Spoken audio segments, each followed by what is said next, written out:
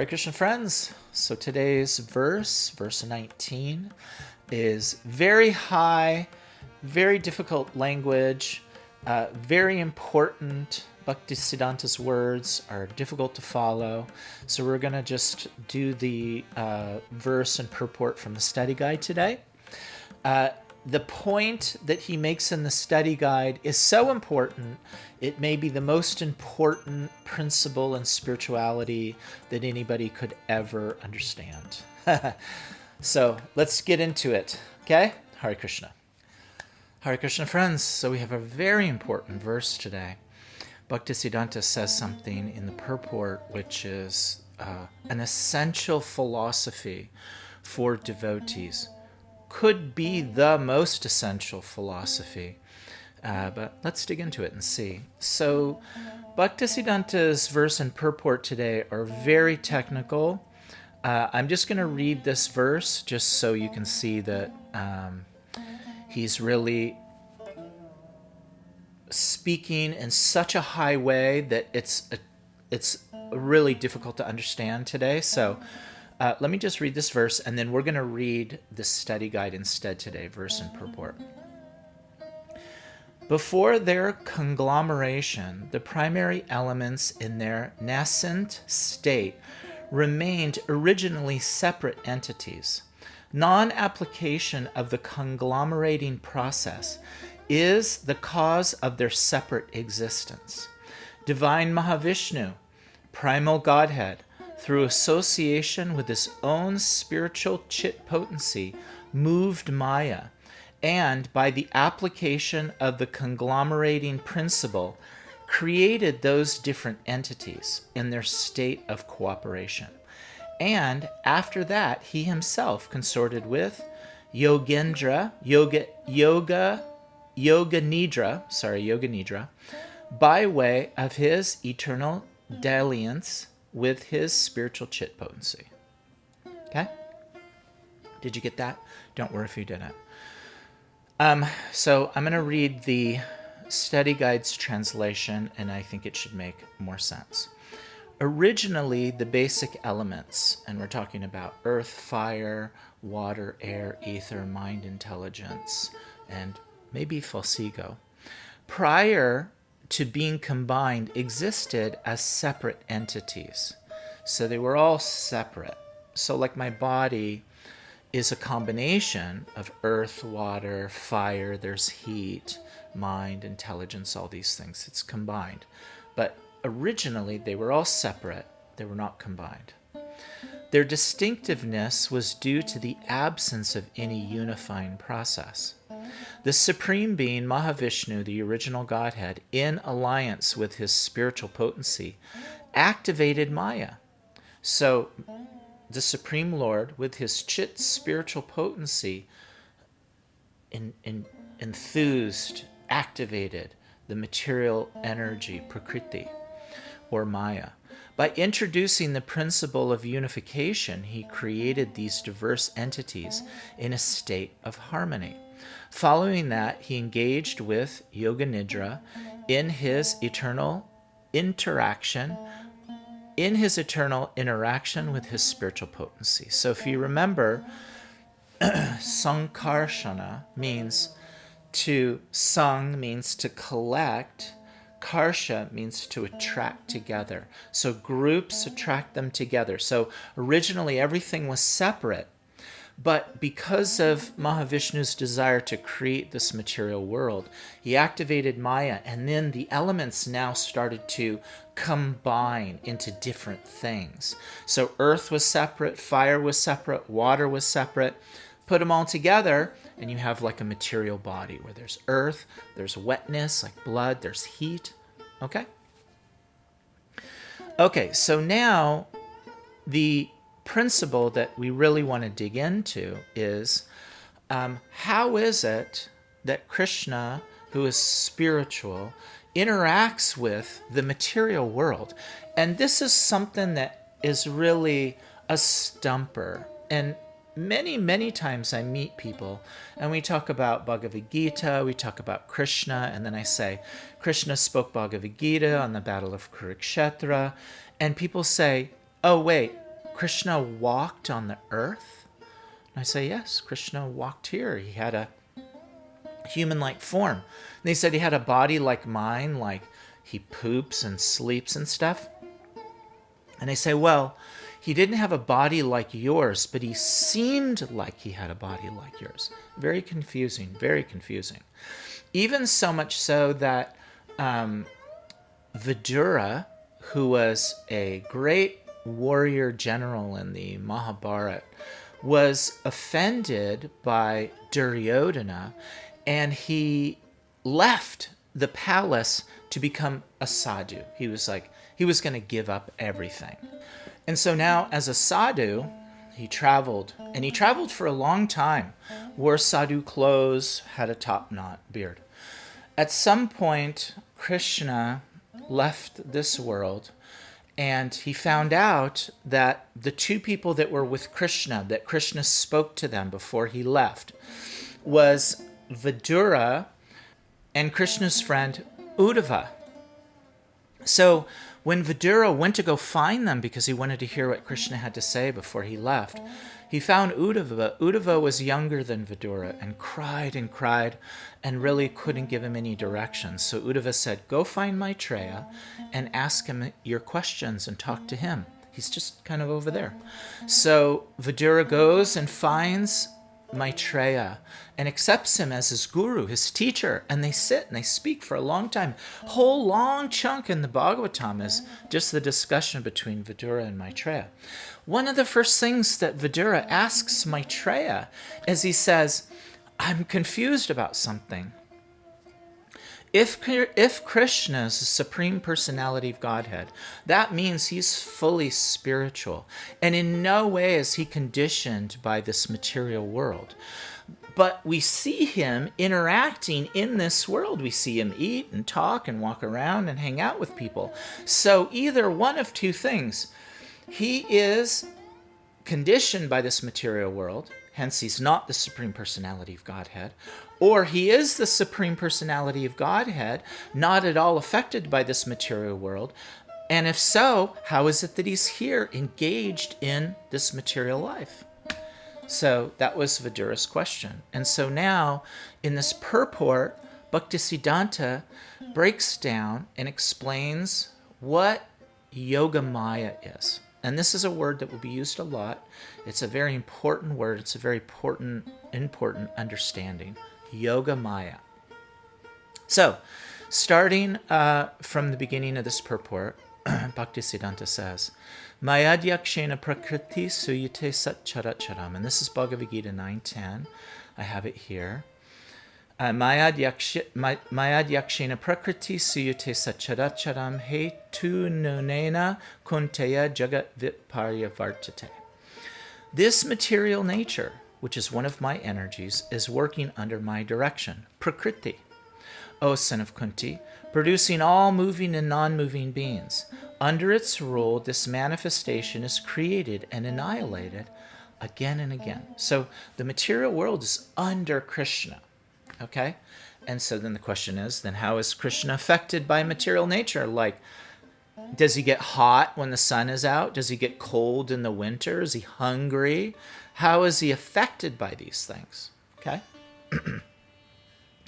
So, we already read this translation. The mundane energy, Prakriti, gives birth to this universe of animate and inanimate beings by my direction. Okay, here we go.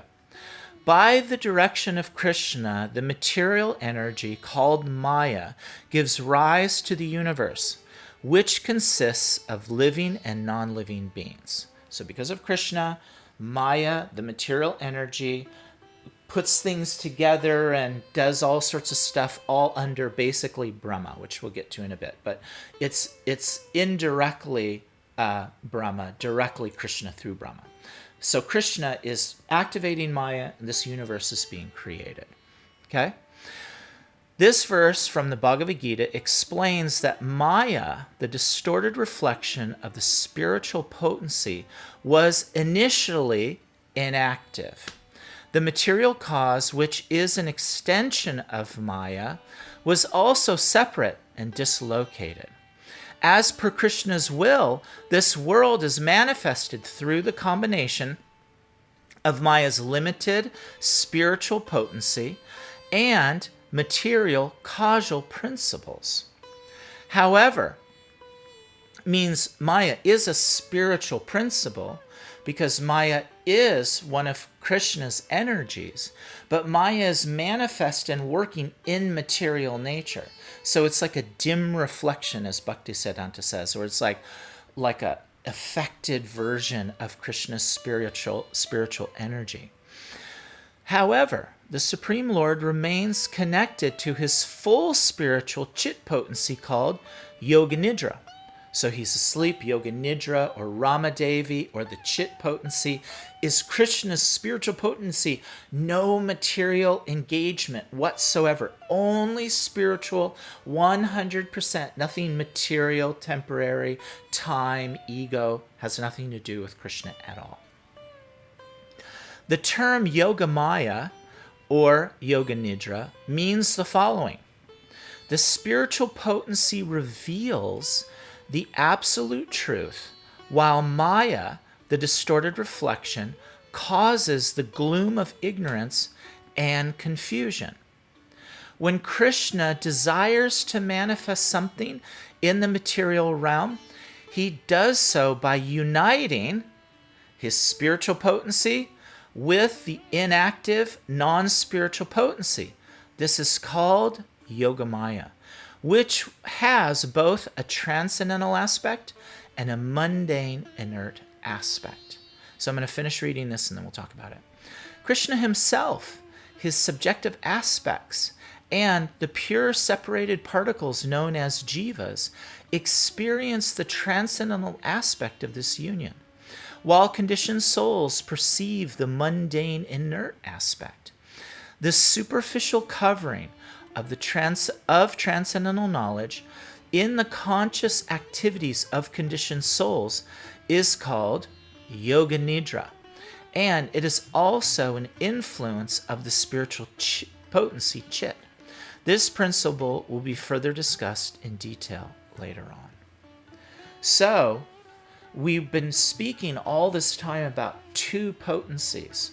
One of them is the chit potency has nothing to do with material energy whatsoever. And it's Yoga Nidra, Ramadevi, all part of Krishna. And then there's the Maya illusionary energy, which is fully covering in ignorance and darkness. But there is a gap between those. There is a bridge between those two, because the devotee who's part of this material world, though he's part of the world, she is part of the world, they can wake up in this material world.